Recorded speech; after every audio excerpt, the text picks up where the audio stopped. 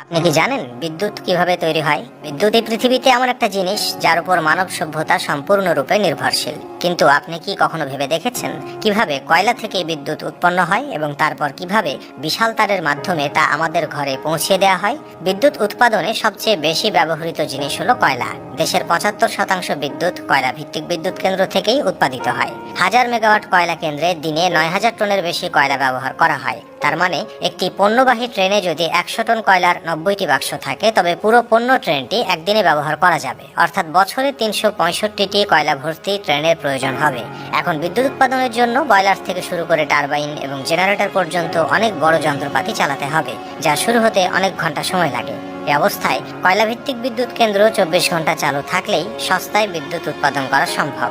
এ কারণে প্ল্যান্টের একটা বড় অংশ শুধুমাত্র কয়লা স্টোরেজ করা হয়, যাতে কয়লার কোনো অভাব না হয়। যখন পণ্যবাহী ট্রেনগুলি বিদ্যুৎ কেন্দ্রের মূল্যবান ভাণ্ডার অর্থাৎ কয়লা নিয়ে প্ল্যান্টে পৌঁছায়, তখন এক এক করে সমস্ত কোচ আলাদা হয়ে যায় এবং একটি জলের ফোয়ারার নিচে চলে যায়, যার কারণে কয়লা কিছুটা ভিজে যায়, যাতে পরবর্তী সময়ে বাক্সগুলো ঘোরানোর সময় আসলে ধুলো না ওড়ে। এখন ভেজা কয়লা সম্বলিত সমস্ত বাক্স একে একে একটি নির্দিষ্ট জায়গায় নিয়ে আসা হয়, যেখানে একটি মেশিন সেগুলো তুলে নেয় এবং সম্পূর্ণরূপে ঘুরিয়ে দেয়, যার কারণে ওইসব কোচের সব কয়লা নিচে ক্রমাগত চলমান কনভেয়ার বেল্টে পড়ে থাকে। এখন এই কয়লা আবার কনভেয়ার বেল্টের সাহায্যে, যা ছোট ও মোটা পাথরের আকারে একে অপরের সাথে আটকে থাকা কয়লাগুলোকে গুঁড়ো করে দেয়। এরপরে কালো পাউডারটি কনভেয়ার বেল্টের মাধ্যমে বিশাল বয়লারে পাঠানো হয়, যেখানে এই কয়লাটি অবিলম্বে আগুন ধরে যায়। এখন সম্পূর্ণ কয়লা পোড়ানোর পরে ভারী ছাই নিচে পড়ে আর হালকা ছাই উপরে উঠে যায়। এই ছাইকে ফ্লাই অ্যাশ বলা হয় এবং এটি একটি চিমনির মাধ্যমে ফিল্টার করে পরিবেশে ছেড়ে দেওয়া হয়।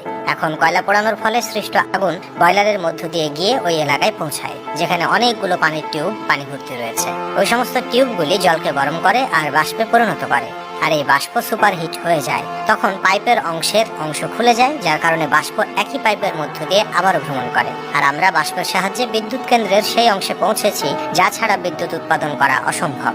হ্যাঁ, আমরা সেই টারবাইনের কথা বলছি, যা পাইপ থেকে বের হওয়া বাষ্প অর্থাৎ উচ্চ চাপের বাষ্পের প্রভাবে দ্রুত ঘূর্ণন শুরু করে। এখন টারবাইন ঘূর্ণনের ফলে একটি উচ্চ যান্ত্রিক শক্তি উৎপন্ন হয়, যার সঙ্গে সঙ্গে একটি বড় জেনারেটরে পাঠানো হয়, এবং এই যান্ত্রিক শক্তির কারণে সেই জেনারেটরের চৌম্বক ক্ষেত্রটি বিঘ্নিত হয় এবং তাদের মধ্যে বিদ্যুৎ উৎপন্ন হতে থাকে।